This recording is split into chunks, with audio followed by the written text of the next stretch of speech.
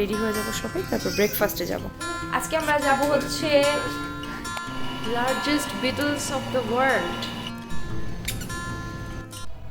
আসসালামু আলাইকুম, আশা করছি সবাই ভালো আছেন। সকালবেলা উঠে একটুখানি গরম পানি না খেলে আমার ভালো লাগে না।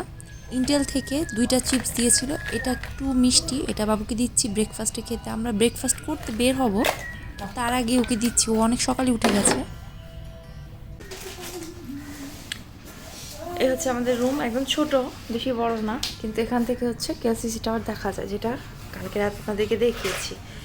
এই যে সামনে তেমন কোনো ভিউ নেই, এই যে গাছপালা। রাতে একটু সমস্যা হয়েছে গাড়ির শব্দের কারণে, ঘুমাতে পারি নাই আমি। রাফি এবার ঠিক মতোই ঘুমাইছে। এই যে, আর প্লেনের মধ্যে পানি পড়ে আমার ব্যাগ ভিজে গেছে।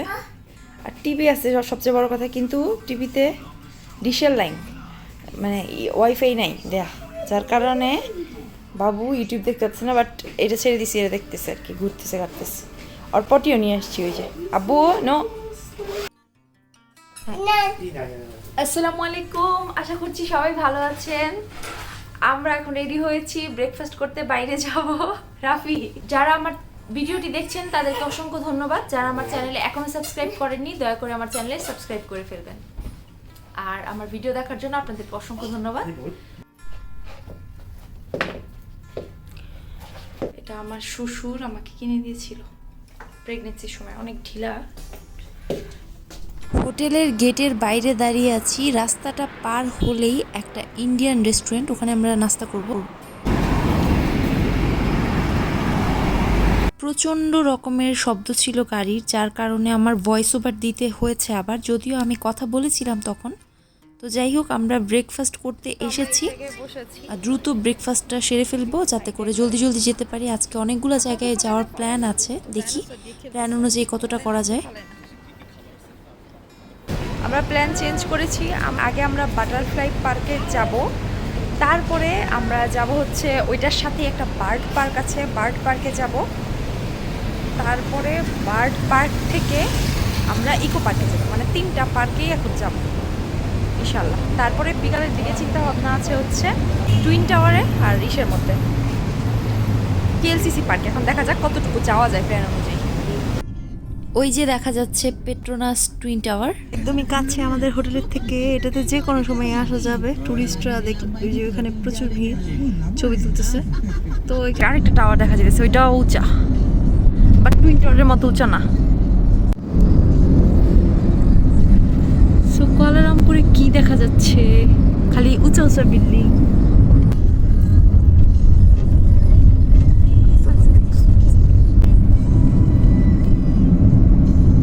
চলে আসছি আমরা বাটারফ্লাই পার্কে, এখন ঢুকবো, টিকিট করতে হবে তারপরে।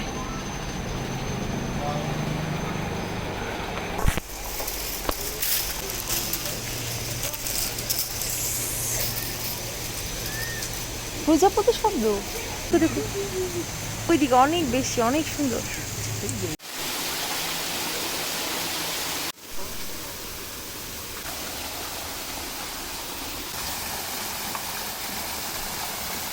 এখানে অনেক অনেক ভ্যারাইটির প্রজাপতি আছে, আর এত সুন্দর জায়গাটা, মাশাআল্লাহ। এই জায়গার সৌন্দর্যের 10%ও মনে হয় না আমার ক্যামেরায় এসেছে। আপনারা কুয়ালালামপুর বেড়াতে আসলে অবশ্যই অবশ্যই এই বাটারফ্লাই পার্কটাতে আসবেন।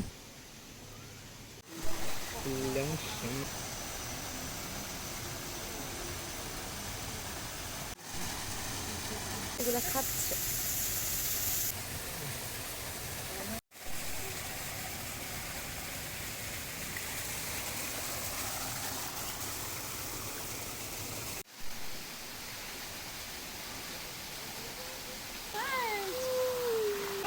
মাছ, বলো মাছ, বাবাকে মাছ দেখাও, বাবা মাছ।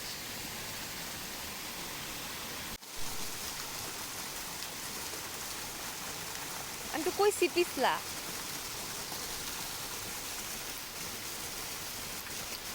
আবার দাঁড়াবে নাকি?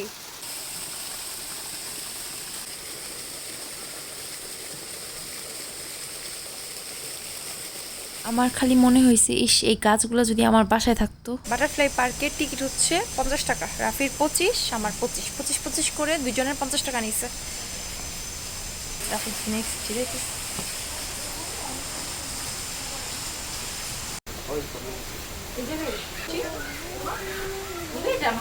এখানে বসো, এখানে নিচে ভয় জুতা কই তোমার? জুতা নাই, জুতা কই? এখানে কাছাকাছি লোকেশনে অনেকগুলা পার্ক আছে, হাঁটার ডিস্টেন্স 10 মিনিট 15 মিনিটের এরকম। তো আমরা এখন এখান থেকে বের হয়ে হেঁটে হেঁটেই সবগুলো স্পটে চলে যাব। দুইজনে বিরক্ত চেহারা বানাইয়া বসে দিছে। ওয়াও বাবা, ওয়াও, আমার ছেলে মহা বিরক্ত।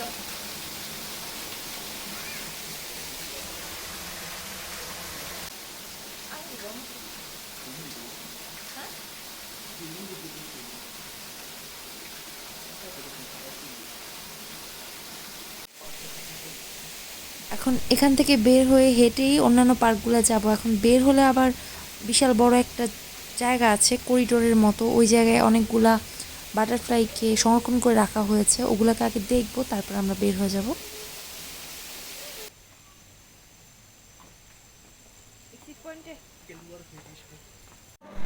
সো পার্ক থেকে বের হয়ে এখানে হচ্ছে মিউজিয়ামের মতো একটা জায়গা।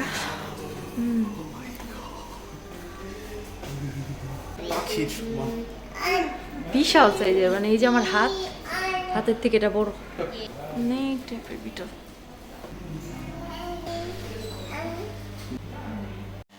ইয়া আল্লাহ, একটা কিন্তু আর্টিফিশিয়াল না।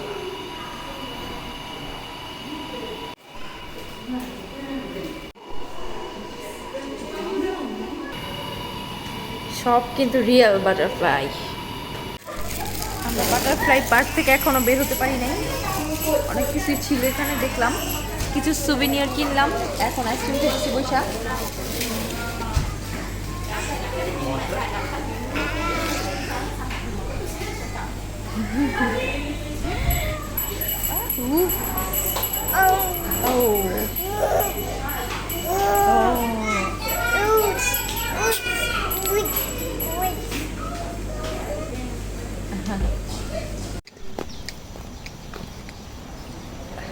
সুন্দর এরিয়াটা দেখতে, অনেকটা আমার কাছে সিলেটের মতো লাগতেছে। আমরা এখন বোটানিক্যাল গার্ডেনে আসছি, এখানে অনেক কিছু আছে। তো এটা ফ্রি, এখানে আমাদের কোনো টিকিট লাগে নাই, জাস্ট 5 মিনিটের হাঁটা হেঁটে তারপর এখানে আসলাম। ফুল ফুল ধরবে, তুমি ফুল ধরবে, আইগুলো ধরবে বাবাকে।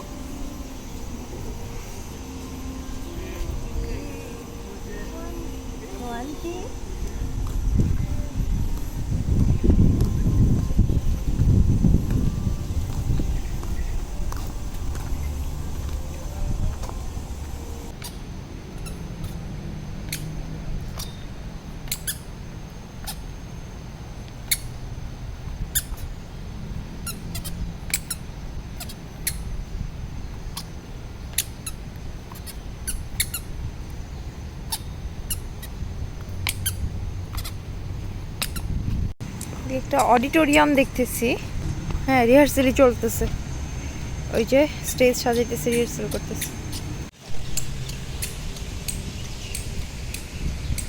খুব সুন্দর একটা বাড়ির মতো করেই আর কি মনে হইতেছে, রেস্ট হাউস মনে হইতেছে।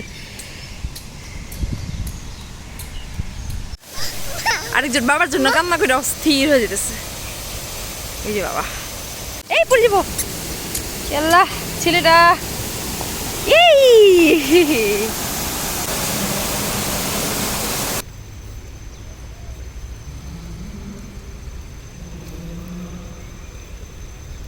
খুবই সুন্দর জায়গা রিল্যাক্স করার জন্য, বসে এসে বিকালে, মানে যারা এখানে থাকে তারা আসলেই ভাগ্যবান। এসে অনেককে দেখলাম লাঞ্চ করতেছে ফ্যামিলি নিয়ে। বাংলাদেশে আসলে এরকম জায়গা নাই, এরকম জায়গা যে পার্কগুলো আছে দেখা যায় ওগুলোর পরিবেশ ভালো না, বাচ্চা কাচ্চা নিয়ে বসে যে কেউ খাবে ওইরকম পরিবেশ আসলে নাই। মানে প্রাকৃতিক একটা পরিবেশে যে সময় কাটানো ওই রকম কোনো লোকেশনই বাংলাদেশে নাই। ডায়নো দেখে আমার ছেলে খুশি হয়ে যাবে নিশ্চিত। এই যে কত সুন্দর সবাই ফ্যামিলি নিয়ে এসে করতেছে, এটা ফ্রি। এছাড়া কত হাবিজাবি জায়গায় আমরা টাকা দিয়ে ঘুরি, এটা ফ্রি।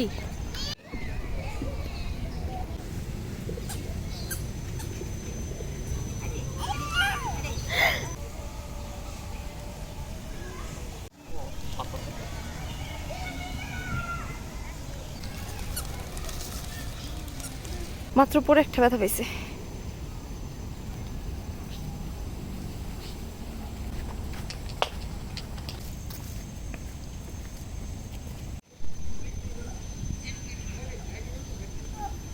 জায়গাটা এত সুন্দর আর এত বেশি বড়, সব কিছু আসলে ভিডিওতে ওইভাবে দেখানো সম্ভব না, আর ভিডিওতে আসলে এটা আসল সৌন্দর্য কিছুই বোঝা যাবে না। তারপরেও যে যে জায়গাগুলো আমার কাছে বেশি ভালো লেগেছে সেগুলো আমি ক্যামেরায় একটুখানি রেকর্ড করে রাখার চেষ্টা করেছি, একটুখানি স্মৃতি ধরে রাখার চেষ্টা। ব্যাম্বু প্লে হাউসে আসছি। গাড়ি দিয়ে আসার সময় কিন্তু এই টাওয়ারটা দেখেছি, ওইটা এখান থেকেও দেখা যাচ্ছে। এরপরে আমাদের যাওয়ার প্ল্যান হচ্ছে বার্ড পার্কে, আবার বিকালে আমাদের যাওয়ার ইচ্ছা হচ্ছে KLCC পার্কে, আর টুইন টাওয়ার দেখার ইচ্ছা আছে। এখন দেখা যাক কতটা কি করা যায়। ভিডিওটা অনেক লম্বা হয়ে যাচ্ছে, এই জন্য এতটুকুই রাখলাম ভিডিওটা। আজকে কুয়ালালামপুরে আর কোথায় কোথায় গেলাম সেই অংশটা আপনাদের সাথে পরবর্তী ভিডিওতে শেয়ার করব ইনশাল্লাহ। পরবর্তী ভিডিও দেখার আমন্ত্রণ রইল, ততক্ষণ পর্যন্ত ভালো থাকবেন। আল্লাহ হাফেজ।